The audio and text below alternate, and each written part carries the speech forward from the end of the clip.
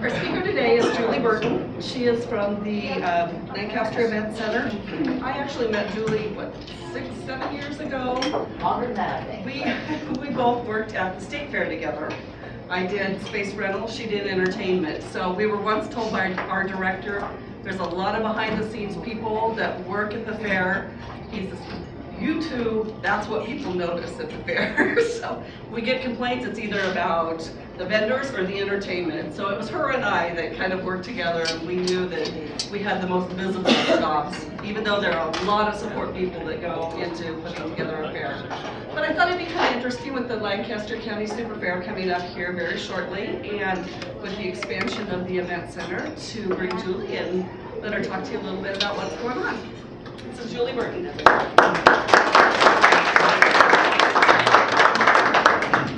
Thank you for having me, and I didn't know how many we'd have here, so you might have to share a little bit. This is a printed flyer that probably you got in your mailbox last week in the local values on Tuesday or Wednesday. It comes out there, so if you didn't get them, I'll pass a few around here and maybe you can share a little bit. But this is going to kind of tell you everything that's going on at this year's fair. More for you. And then I'm going to pass out. This just shows our attendance numbers for the last 5 years, and I got something on this top one, so let's keep that one. Let's go down too a little bit. I apologize if I don't have enough here.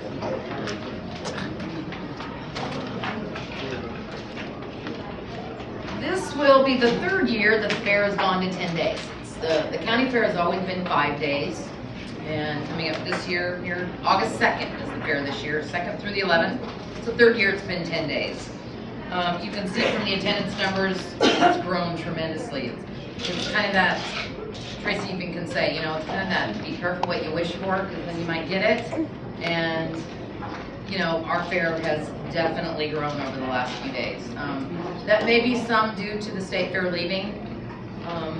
And however you felt about state fair leaving, good or bad, it was an opportunity for the county fair. Really to continue to draw that audience that may not make the trip to the Grand Island.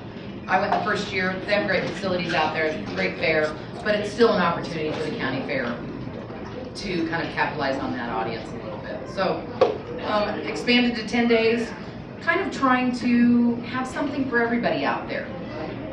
We're adding some theme days. We started last year with some theme days and added some more theme days this year. We have a safety awareness day that's all safety stuff, all fire safety and water safety, and State Patrol comes out and does fingerprinting kits for the kids, and just all things about safety in your home and outside the home and out if you're out on vacations and all that kind of stuff. So we actually have the Star Carrot helicopter lands, so kids can see a helicopter landing and then actually climb inside and see what it looks like. Lots of fire trucks come out, so the kids have an opportunity to climb around on the fire trucks and see kind of some of that stuff that you don't get an opportunity to see up close a lot of times. We've added this year a Celebrate Ag Day, which is going to be all about ag. And that's really what the county fair is a chance for 4-H kids and all the hard work they've done all year and really focus on the ag stuff. The Lancaster County 4-H program is the biggest in the state, I believe, especially in the horse division. We had about 1,400 horses last year. So the horse division of the county fair is huge. We also have an Older Nebraskans Day that kind of focuses on health, wellness booths, informational kind of stuff, so that's been popular as well. 4-H is the first 5 weekends of the first 5 days of the fair, and then open class is the second 5 days of the fair. It's gotten so big that we couldn't fit it in, really almost had to go to 10 days because we really could not fit it in 5 days. 4-H is so big in Lancaster County that open class. And open class means you don't have to be in the county at all. You can live anywhere, you can live in a different state actually, and enter an open class.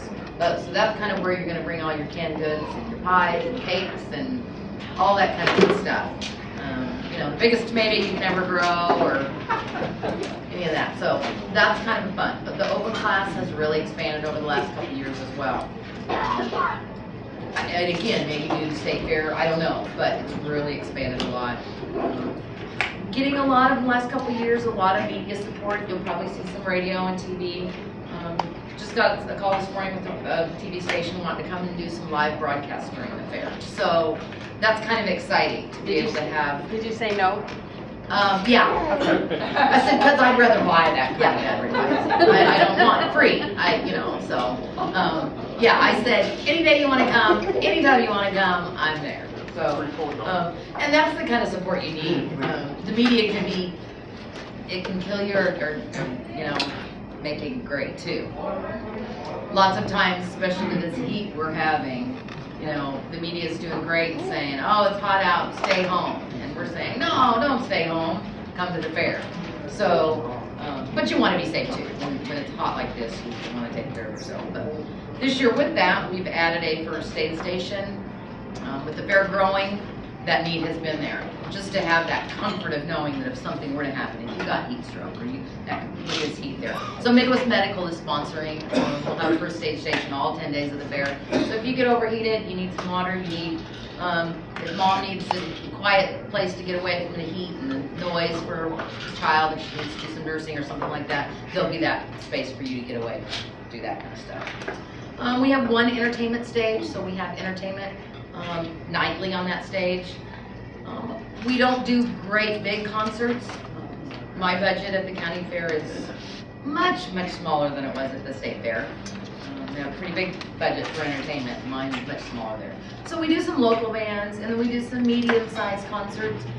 This year we're going to have Mark Wills, which you may or may not have heard, a country singer. Glenn Templeton's a country singer. Probably the biggest one, and I think the one that I'm getting the most calls on right now, is a group called Go Fish. They're a Christian-based, faith-based band for kids. The phone's ringing off the hook for it. So I think it will be a great, great day. I've got 4 different churches that are on board sponsoring that day, so we're going to have some fun activities for kids, informational stuff throughout the day, and then the concert of Go Fish will be at night. The biggest thing for us is that everything there is fair. Is free. There is just nothing there that costs money. With that, it's challenging because the bigger you get, the more people want. Nothing's free unless you can get the media to come out for free. So our goal is to always keep the county fair free. That may be a struggle at times, and there may be a time right now our parking free and gate is free. I have great sponsors in Russ's, Super Saver, and Casey's. And you can go, and somebody told me they already had their tickets. You can go by those locations and pick up all the free tickets you want. They're great partners of ours and help promote the fair. So there's been asked, will it ever cost? I don't know. The more you want, it costs things. So there may be a time where it may cost, I don't know. The goal is to always keep it free. The biggest reason for us doing a ticket is to be able to count attendance. We've never really had a way to count attendance. With it being free, you're not counting people coming in, and the media loves to know how many people came to your fair. And so we really did not have an accurate way to be able to count that and know. So that's really the reason at this point for the ticket, just to give us an idea of how many people are coming through our gates on any given day. But you still can go pick up that ticket for free. So, some other things, this year we have racing pigs, which are just a standard at the fair. I think probably everywhere has racing pigs. We have some black bears coming this year. Well, it will be something new that we don't have every year. We have some racing ducks, mallard ducks. Kids can kind of get close up to. So, I have a waiting list on food vendors. Again, I think the fair is just getting bigger and bigger than I'm having. I have a waiting list on food vendors. My goal is to only have one vendor serving one type of product. I want my food vendors to do well at the fair. And so I don't want to have 3 or 4 stands all selling the same thing. So I really limit it to one type of product. So, excuse me. I have a waiting list for vendors. As we continue to grow, there may be a need where I need to have more food vendors, and the vendors aren't being able to handle what we have. So, but right now they're on my waiting list, and they're patiently waiting, I guess. So, there's always the exhibits inside. We only have 2 air-conditioned buildings, so our 4-H and FFA and open class exhibits are in the air-conditioned buildings. So we have exhibits, we have the carnival midway, Last year, we kind of flipped out halfway through the fair. We had some the first week, and there was a conflict in scheduling. So we closed down for one day and then brought in more rides. This year, we'll have the entire carnival the entire 10 days. So that won't be an issue for that. What else have I gone through here that I've missed in there? I have great sponsors, and they're continuing to be really supportive, not just the media, but like I said, Russ's Super Saver and Casey's are great ticket sponsors for us. There is, then with the talk with the event center expanding some, we're reaching at a point year round. I mean, the fair is just one thing we do out there. We're talking about the sports car club, you know, they hold their banquet out there, 2 different evenings. We have lots and lots of horse shows and cattle shows and those kinds of things. Recently, it seems like we're getting lots of wedding receptions. It just seems to be a big push here. Those are going to rotate, obviously. You assume they're not ever coming back. They're going to do it once. You never know that, but I guess, you know.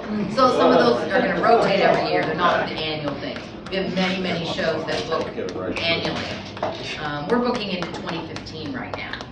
And lots of those shows pick their date each year, and they don't want to miss out on that date, so they will bet years in advance.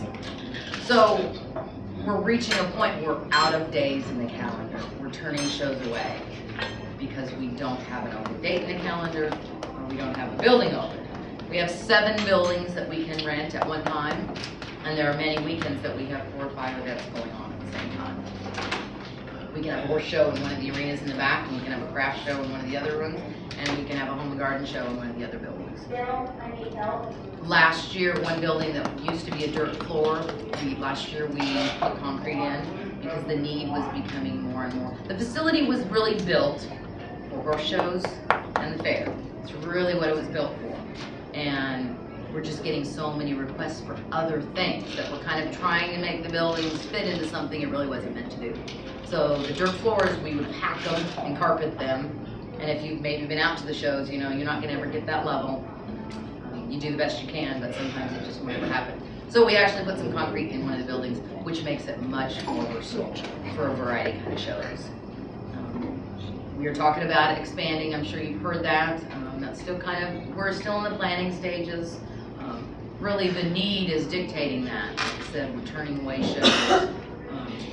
We had to turn away a show just a couple months ago here that would have booked 1,200 hotel rooms in our city. We just did not have the room to fill the need. So the need is there. With that as well, you know, with not knowing where Pershing stands, we kind of think it's going away, but we don't know that for sure. There are some shows that have been at Pershing consistently for the last 30 years. And what are we going to do? Will they go to the new arena? Will they not? It's so much bigger. They might want a little bit smaller, more intimate setting. We've had a couple of those shows call already and saying, you know, what are we going to do in 14 or 15 and looking ahead. And so we're going to try to accommodate those shows. But again, we're booked so solid now that we're having a problem with open dates and an open bill keep doing that. So in the planning stages of that, it will be a bond issue, both of the first 2 phases. And this was always in the plan. This 3rd phase was always in the plan. So this 3rd phase will be the same issue as a bond issue. It means real estate taxes. I mean, that's what it comes down to. On an average, it would be about $14 on a $100,000 home. But I always tell people, you know, and I had a friend tell me the other day, so my house is $150,000. So that's, you know, $16, $17 or something. So that's $1.50 a month. Yeah. If you come out there 1 or 2 times, you've paid for it easily. And what it does for the city is tremendous. It brings hotel rooms. They're shopping while they're here. They're buying gas. They're buying food. They're buying groceries. All those kinds of things. So. But it is real estate taxes, and that's something you have to look at here. I'm with everybody. I don't want my taxes to go up either, but what it does for the city is tremendous.